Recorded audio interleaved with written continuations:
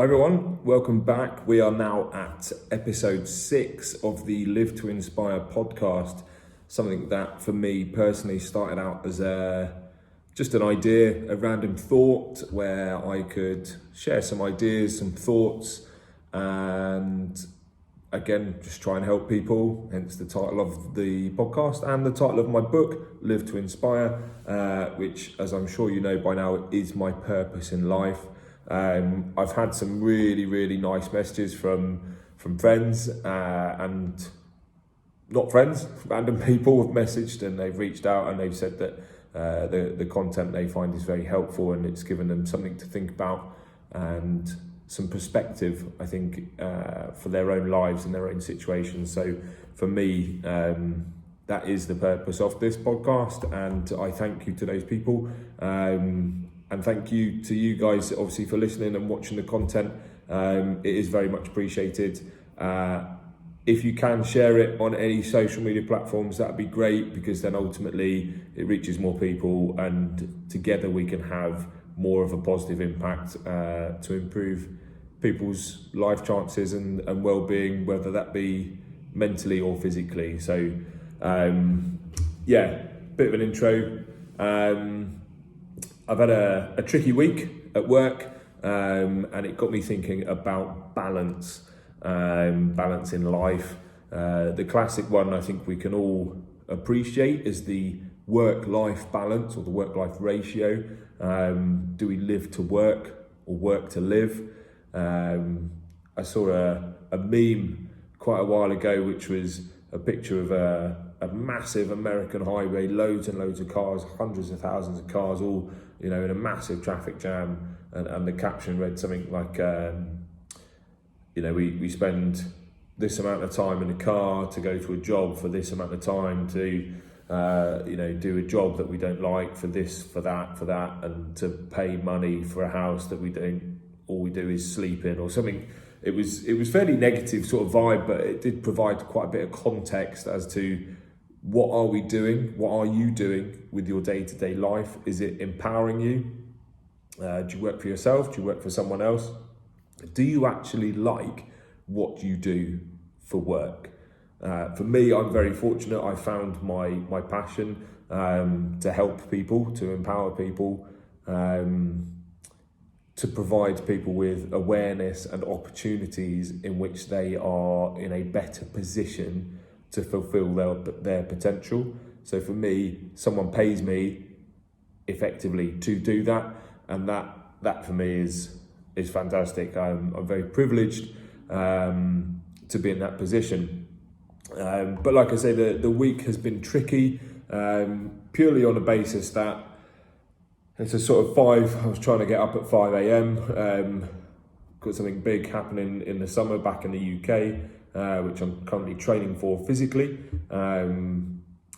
So that's one of the challenges that I'm facing. So I was up early to get in the gym to do some training for that, about 4:35 a.m. For around 45 minutes. Back into getting showered, changed, off to work for 6:30, start at 7, work all the way through till 6 p.m, and then come home. I confess, trying to train again in the evening, but just no energy, no energy whatsoever. The ambition was there, the thought was there, but the actual practicalities of it definitely were not. So my work-life balance massively shifted to work, mainly because of COVID, because other people were off sick, so I had to cover them, etc. But the balance in terms of what I would normally do went completely out the window. So my priorities went back to effectively primal. I always say to people, if you're tired, go to sleep. If you're hungry, eat something.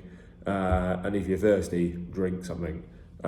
So for me, when I get in from work around 6:30, 7 p.m, it was just a case of cook some food, drink something, get myself ready for bed, get to sleep, and try and get my 8 hours in. And there's a whole load of research.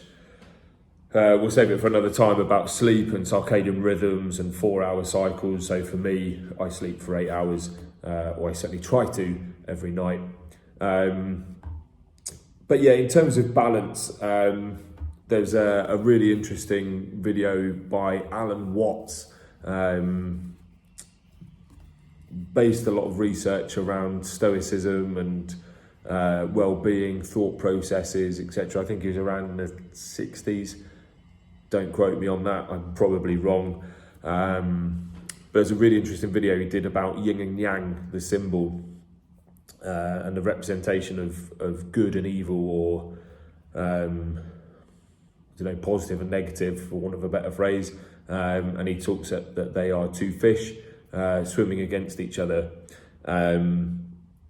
Now, with that mindset combined with some other research, I found that balance in this world only exists,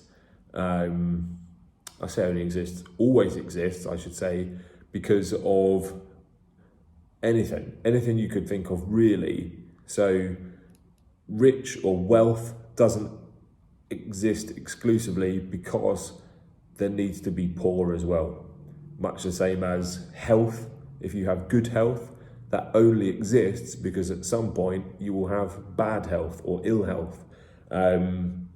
Happiness only exists because of sadness. So the yin and yang, positive, negative, the balance is there. It's a very visual symbol. It's quite significant to a lot of people. So the rich and poor, health and illness, happy and sad, I think is huge. We can all appreciate a time in our life when we've been completely euphoric. Things have been going really, really well, and just a level of autonomy where we are just content, we are happy, we are in the flow. The flow refers to something from Japanese mindset of super centenaries. There's a really good book called Ikigai, well worth a read. Find your flow and happiness comes, longevity of life. But yeah, when you're in the flow and you're in the zone, as an athlete, you're in the zone, there's not really much conscious thought, it just happens. And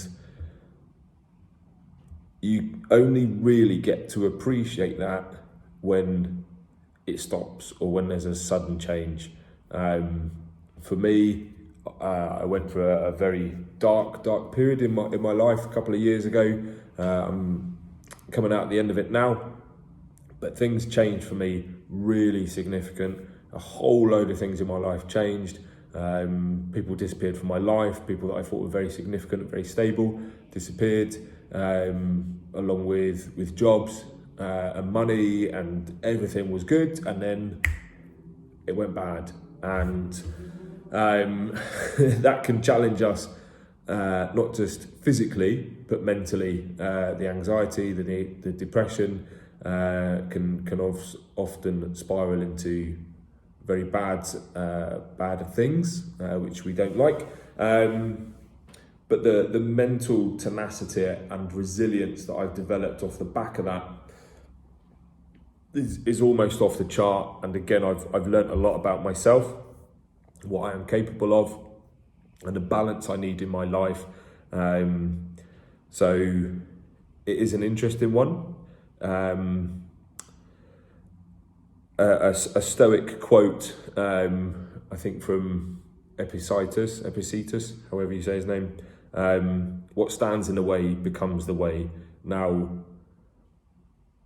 I think that's very, very poignant for balance, certainly in life. What stands in the way becomes the way, i.e., if you have a problem, for me, this week it's been work, all I've been doing, not that it's standing in my way, but it's every day, 11 hours, completely knackered.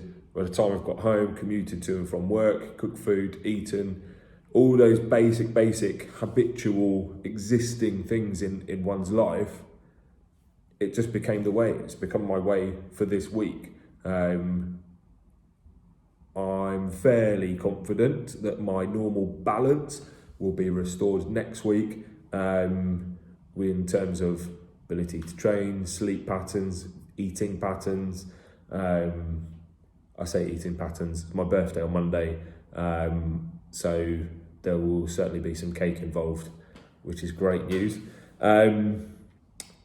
So yeah, it just made me think, and for everyone else, in terms of balance, have you got control? Have you got the balance right in your life?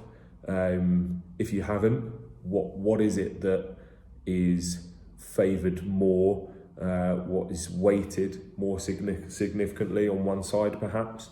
An idea or a solution could be, if you're not sleeping well and you have an overactive brain. Again, another Alan Watts thought was, if you are an overthinker, all you have to think about are thoughts. It's a strange one to get your head around, but it does make sense. All you have to think about is your thoughts, i.e. it links with Stoicism again. What stands in the way becomes the way. And one of my ways that I got around that, don't know why, don't know how it works, but my brain, again, because it was constantly thinking, I couldn't switch off, sleep patterns went out the window. I know people talk a lot about blue light exposure, etc. But I always had my phone next to my bed, most people do. And if I had a thought pop into my head middle of the night, I'd roll over, because that thought was so powerful. Roll over, get the phone, write it on my notes, bang, it's gone. And it's literally a physical movement from my brain into my phone. It's there, it's in my notes, and almost consciously, I know that I could then return back to that when I wake up in the morning. So that's one solution. There are others. To review the state of mental health. As always, mental health is huge around this pandemic time, to ensure that one is okay, one has the balance right. I appreciate if people are locked down, isolated, that can be very, very tricky. Something one of my close friends and I do, I couldn't even tell you how often it is, very sporadic, but we'll just send each other some sort of random emoji on WhatsApp, and that is just our way of just checking in on each other, making sure everything's okay. Just call it a welfare check if you like. Just make sure your friends are okay. I had one of my coaches message me. I hadn't been to training obviously a week. It's very out of character, and just sent me a text, just checking in, making sure I was okay. I hadn't heard anything from me. Hope everything was all right. Simple message goes a very, very long way for people that are struggling with mental health. So I would encourage everyone to reach out and share some love, share some positive vibes, check in on people, make sure people are okay. And as a final thought, I'm not too sure where the next episode will go, quite what it will be based around, what sort of topic, but something to think about, something to provoke a thought, and I think is quite good closure for this episode is I saw a video on, I think it was Motivation Mentors or Millionaire Mindset, something like that. There was Tom Hanks, there was Russell Crowe, who else? And I think Brad Pitt. There were all these actors, actresses, they were all having a discussion. It was amazing, and they're all sharing ideas. And Tom Hanks said the phrase, "This too shall pass." And it's very interesting how he delivered it in terms of, let's go back to mental health. If you are suffering from mental health, Tom Hanks would use the phrase, "This too shall pass." And if you're suffering from illness, this too shall pass. Equally, flip it back on the other side of the scale, on the other side of the balance. If you are currently in a state of euphoria, excuse me, in massive happiness, things are all going right for you, that's amazing. However, this too shall pass. So it does become quite a leveler. When you're up, and you only know when you're up when you're on the way down, and you know when you've been at the bottom when you're on your way back up. So I would, again, as always, ask everyone to make sure that you have the right level of balance, whatever it is, especially with work life, just to review where you are and what is your current priorities, because if they are not, what you're doing day to day is not conducive to your current priorities, then the chances are that your balance is possibly a little bit out of sync, and you may need to shift from one side to another in order to restore that balance, and then potentially you may see progress towards your goals. So amble ramblings from yours truly, Dave Coleman. This is the Live to Inspire podcast. I do thank you very much for your time and for listening to my content, my ideas and my overactive brain. And yeah, please do share the content, any links, any social media. It does help the podcast and raise awareness and growth of the channel. So again, thank you very much, and I look forward to seeing you, if I can say that, on the next episode. Thank you very much. Take care.